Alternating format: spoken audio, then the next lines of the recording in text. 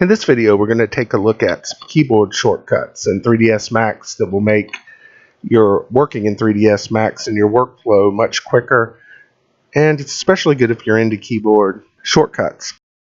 Also, keep in mind you can do these with menus and toolbar buttons as well, but this is just a good quick way as you're creating things in 3ds Max to bring up different things you use very often. First one we're going to look at is Alt-W. What Alt-W does is it maximizes the current viewport that you have selected so that you can see it better. This is especially useful if you have a smaller monitor and you need to be able to do detail type work. So that's Alt-W, Max Viewport. The next one is a really easy one that you're going to use a lot, and that is for the material editor.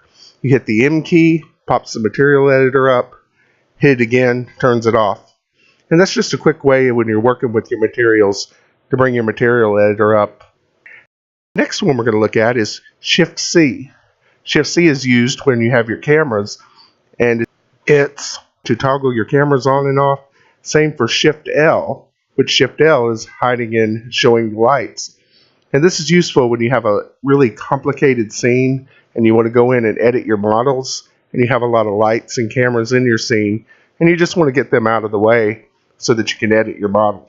The final of the Shift keys is Shift-G, which allows you to hide your geometry in the same exact way for the same exact reason. The next set of shortcuts help us with the views. The first is F, which in the front view. So that's F, and then we have L, which is the left viewport. Click on that, it shows the left view. T is the top viewport, and P puts you into the perspective view. Keep in mind you can use your view cube to move things around as well, but F for front, L for left, and P for perspective is a quick way to move around your views as you're modeling in 3ds Max. The next three quick keys to look at are the Q, W, R, and E keys. Q gives you the select tool for selecting polygons and parts of your models and cameras and lights or whatever in your scene you want to select without actually moving it or scaling it or manipulating it. Another really good transform tool is if you hit the W tool.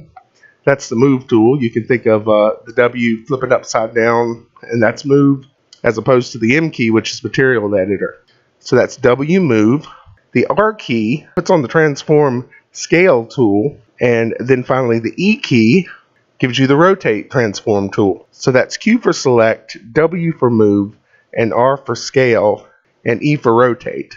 And that's just a quick way of switching between your transform tools without having to go up and click on the different toolbar buttons to switch those. The next key to look at is the S key on the keyboard. What the S key does is it toggles on and off your snaps. Now what snapping something does is it keeps objects lined up and close together. And there may be times where you don't want things to line up exactly because of realistic types of modeling and things like that.